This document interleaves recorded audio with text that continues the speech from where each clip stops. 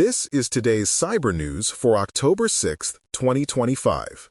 You can also subscribe to the newsletter and view the archive of previous headlines at dailycybernews.com.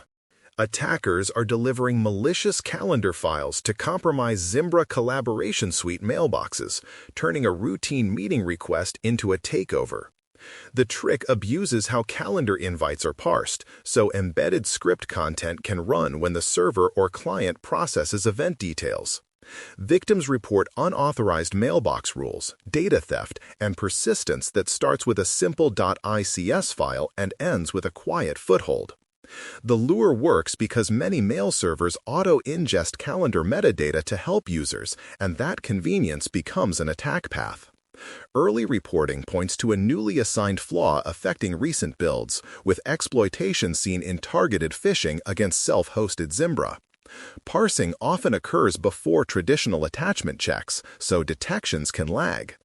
Admin logs tend to show odd calendar fields and unexpected from variations at the moment of compromise, and we should expect copycats now that payload formats are circulating.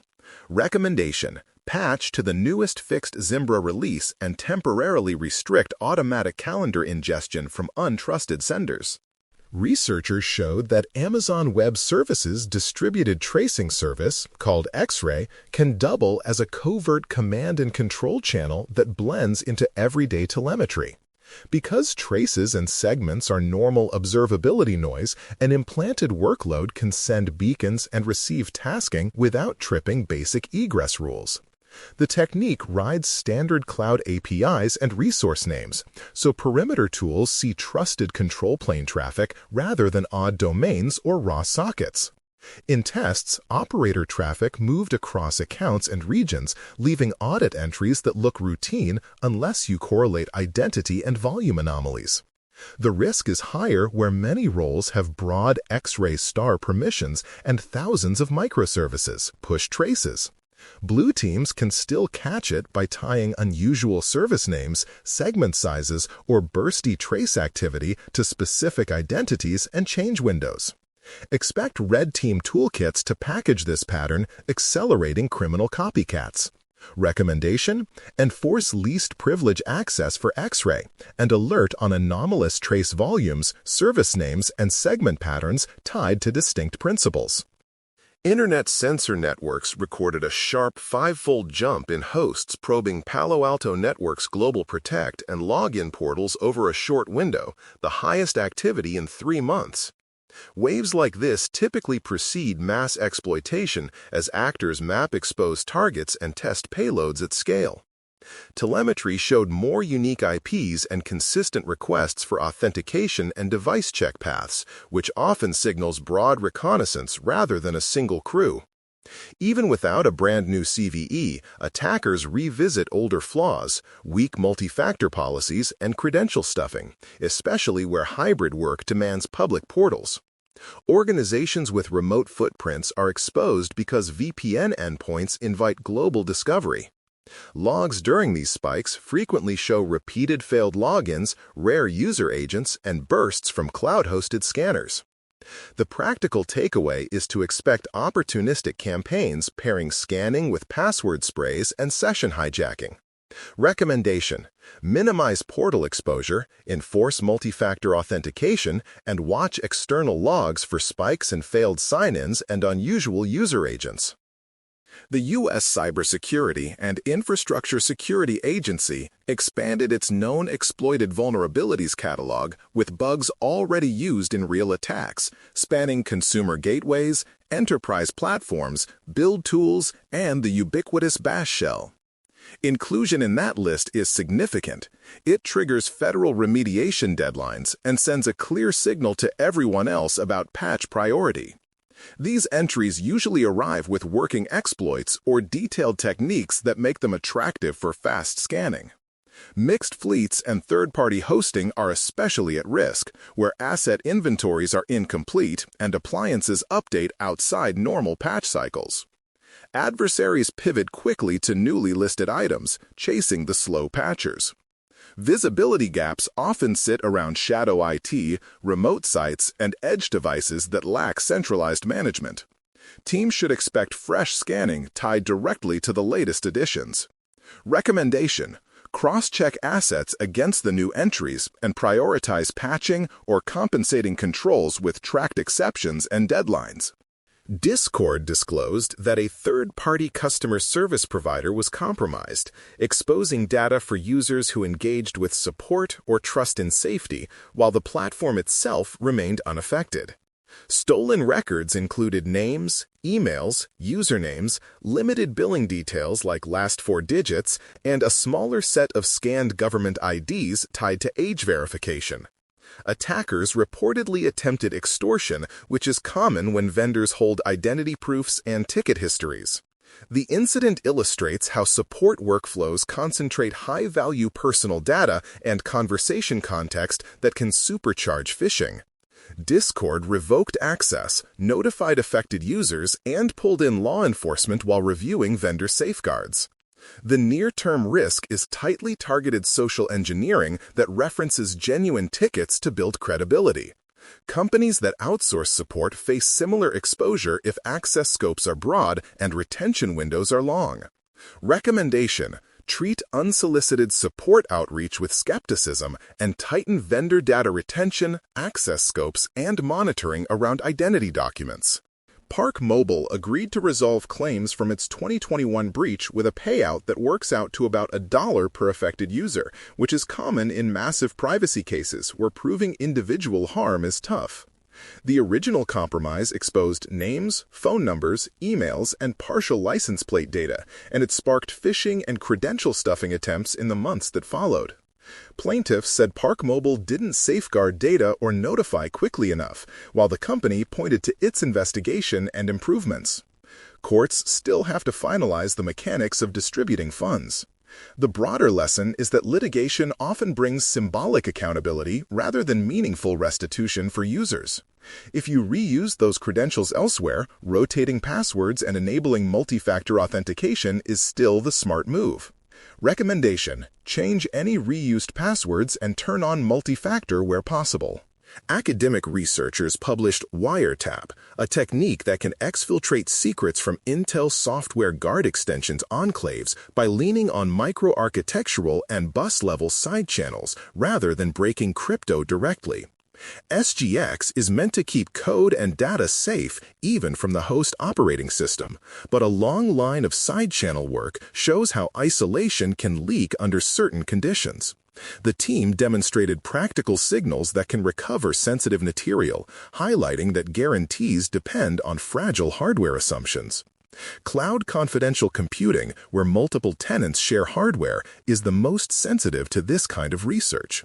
Expect vendor guidance, microcode notes, or documentation updates as the findings ripple through. For now, organizations relying on enclaves should revisit their threat models and deployment patterns. Recommendation: apply the latest mitigations and avoid co-locating high-sensitivity enclave workloads with untrusted tenants. A newly disclosed weakness in parts of the Unity ecosystem could let crafted packages or assets trigger code execution on developer machines, which then threatens the integrity of games, XR apps, or any downstream software built in those toolchains. Because Unity projects often pull plugins and assets through CI/CD pipelines, marketplaces, and contractors, a poisoned package can flow straight into builds and updates. Early analysis points to input validation and deserialization trouble during imports or editor processes. Studios with sprawling plugin catalogs and lax signing or provenance checks are the easiest targets, and community forum assets increase exposure. We should expect proof of concepts that probe unsafe import paths to arrive in research repos. Recommendation: patch quickly, pin and verify package sources, and require signed, checksummed assets in builds. Microsoft plans to block inline SVG images by default in Outlook for the web and Windows to reduce phishing and cross-client attack surfaces, since SVG can carry active content that behaves more like a document than a static image. Email clients sanitize embedded elements differently, and Outlook's change narrows ambiguity by refusing inline display unless policy allows. The move follows recurring reports of SVG-based lures that capture credentials or abuse browser plugins when opened from desktop clients. Marketing templates that depend on SVG may render differently depending on the mix of clients. Administrators should look for updated policy controls and rollout details as the change propagates. Recommendation: audit templates and signatures for SVG reliance and switch to safer formats or hosted images. A new leak site tied to Lapsus-style operators posted alleged datasets connected to Salesforce customers, claiming access to corporate records across multiple sectors. Verification is still incomplete, and there's no confirmation of a breach of Salesforce's core platform. Early indicators suggest partner or tenant-side exposure rather than anything platform-wide.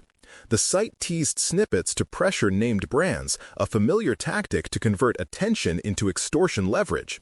Historically, these posts often mix genuine data with stale or aggregated material to inflate impact.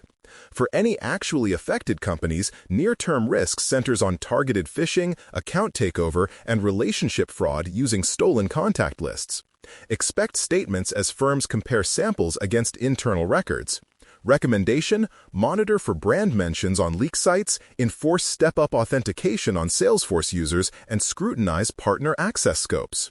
Executives at organizations running Oracle e-Business Suite are reporting ransom emails that claim data theft and threaten exposure unless payments reach into the millions, with messages that borrow the tone and tactics we've seen from CLO-adjacent crews. Oracle has acknowledged the campaign and urged fast patching of known issues while investigations play out, and Google's security team previously flagged the wave as unusually high volume. Right now, these claims look uneven, likely mixing tenant-side exposure or older material to boost credibility, but the pressure is real and coordinated. Expect follow-ups that reference internal terminology or vendor ticket numbers to make the pitch sound authentic. The prudent move is to validate every claim through your own forensics and direct vendor channels rather than replying to extortion inboxes. Recommendation: confirm posture against recent e-Business Suite updates and treat any ransom note as a trigger for independent triage. Researchers tracked a sprawling operation they called Detour Dog that abuses domain name system infrastructure, especially TXT records and compromised name servers, to deliver first-stage code and then push Strela Stealer at scale. By living inside DNS, the command traffic blends with routine lookups and skirts many web filters, while payloads arrive via seemingly innocuous queries that actually return executable instructions. The ecosystem ties together spam botnets, DNS-level command channels, and redirect infrastructure, and it's built to swap in new stealers or loaders without tearing down the whole pipeline. That modularity makes takedowns feel like whack-a-mole, because operators can rotate domains and name servers faster than block lists keep up. For defenders, authoritative DNS changes and weirdly large or frequent TXT responses are the early smoke. Recommendation: lock registrar accounts with registry lock controls and monitor for TXT patterns that don't match your documented configuration. The Rhadamanthys information stealer rolled out a new branch that adds deeper device and browser fingerprinting, anti-analysis tricks, and payloads concealed inside PNG images through steganography. The operators sell tiered subscriptions and keep shipping features to match rivals like Llama and Vidar, which means rapid iteration and active support channels for affiliates. Campaigns increasingly target session tokens, crypto wallets, and cloud console credentials, turning quick theft into immediate monetization when detections lag. The steganography angle aims to slip past naive content filters and frustrate sandbox extraction, while new persistence tweaks help the malware sit quietly for longer. If you've seen odd outbound posts following bursts of image parsing, this family is one of the suspects. Recommendation: refresh stealer-focused detections for token, wallet, and session artifacts and expand telemetry around image parsing followed by unexpected network activity. New analysis shows roughly 180,000 industrial control and operational technology devices are directly reachable from the public internet, reversing years of gradual improvement.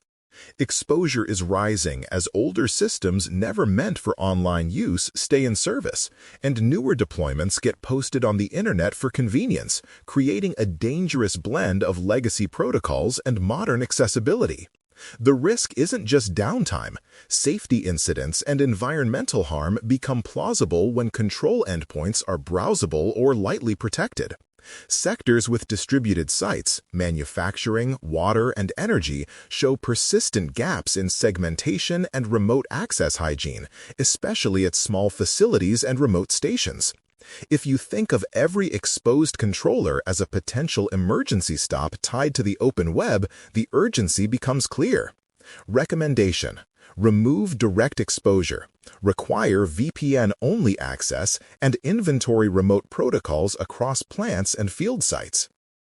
ESET detailed two Android spyware families that masquerade as secure chat apps, one posing as a Signal encryption plugin and another as a pro version of ToeTalk, in campaigns aimed at users in the United Arab Emirates and nearby regions. After installation, the apps rename themselves to mimic Google Play services, then exfiltrate messages, contacts, and files while resisting removal through permission abuse. Distribution leans on third-party stores and phishing pages rather than official marketplaces, which keeps the lure active even as samples get flagged. The goal is broad handset-level surveillance that primes follow-on account takeover across personal and work apps. If you manage bring-your-own-device environments, this is exactly the kind of side-loaded threat that slips through policy cracks. Recommendation: educate users to avoid off-store APKs and enforce mobile management policies that block sideloading on managed devices. Researchers are tracking a WhatsApp targeting worm nicknamed Sorvapotel that spreads by hijacking a victim's chats and auto-sending a malicious Android package to recent contacts. The messages look casual and familiar, so people trust the sender and tap through. Once it lands, the malware asks for accessibility permissions, keeps itself alive, and starts scraping contacts and group lists to widen its reach. Operators rotate download hosts quickly, which makes simple domain blocks less effective, and the bursts line up with weekends and holidays when family groups are most active. Because the sharing happens inside an encrypted platform, a lot of perimeter tools never see the handoff. If you administer mobile fleets, this is exactly the scenario where sideloading becomes the weak link. Recommendation: block sideloading on managed Androids and train users to treat unexpected app files and chats as hostile by default. A persistent espionage cluster called Cavalry Werewolf is running campaigns against Russian government-aligned targets using two custom malware families. The initial lure is often a convincing local document like a procurement notice or travel memo, and once opened, it deploys a lightweight foothold called Full Shell. From there, a second tool named Stallion Rat handles collection, tasking, and longer-term control. The group's operations show careful staging, including signed loaders and aged domains to blend in, plus time-based beacons that try to dodge analyst sandboxes. The Vistum focus looks bureaucratic and logistical rather than purely military, which hints at collection priorities around administration. The combination of selective exfiltration and decent operational security suggests they're aiming for long dwell times. Recommendation: harden email and document workflows with sandbox detonation, block macros by default, and hunt for the family's distinctive command and control timing. Microsoft's Speak for Me feature, part of its wave of AI-assisted capabilities, has kicked off security reviews about how voice content can hop across apps and agents. The core synthesis isn't the issue. It's the cross-permission pathways where a malicious app could trigger captures or inject prompts that a trusted assistant then reads out loud. In demos, you can chain voice actions with notifications and clipboard events, which creates social engineering angles that didn't exist before. If an attacker can coerce a device into reading back a code from a notification or a password hint from a dialogue, the impact goes beyond embarrassment. Enterprises will lean on policy controls to limit who can request or relay speech events and on logs that show when those events are triggered.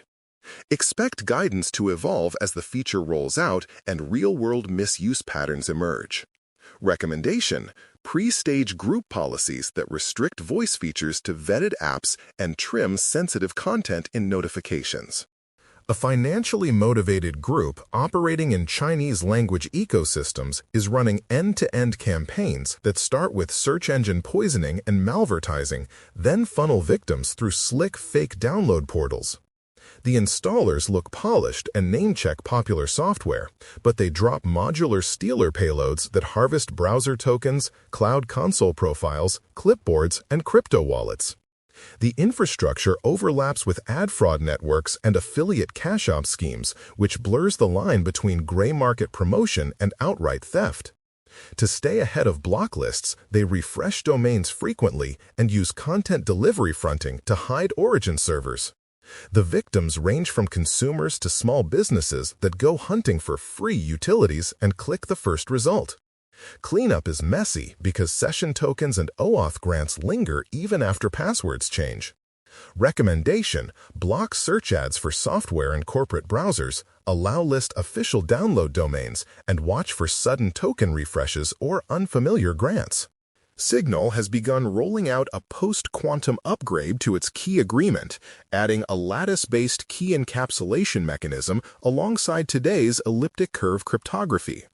The goal is protection against harvest now, decrypt later, where adversaries store traffic today to attack it with future quantum tools. By hybridizing keys, Signal keeps messages secure even if one primitive weakens over time, and early engineering focused on keeping performance workable for low-end devices and slow networks. The rollout emphasizes compatibility with graceful fallbacks so older clients don't break, and it lines up with the broader move toward quantum-safe standards coming out of the U.S. process. For defenders, it's a concrete example of a consumer app adopting post-quantum protections without a complete protocol rewrite. It's also a nudge to start planning your own transitions in libraries and handshakes. Recommendation: track vendor roadmaps for hybrid post-quantum adoption and begin internal testing so you're not scrambling later. That's the Bare Metal Cyber Daily Brief for October 6, 2025. For more, visit baremetalcyber.com and listen daily at dailycybernews.com. Thanks for listening. We're back tomorrow.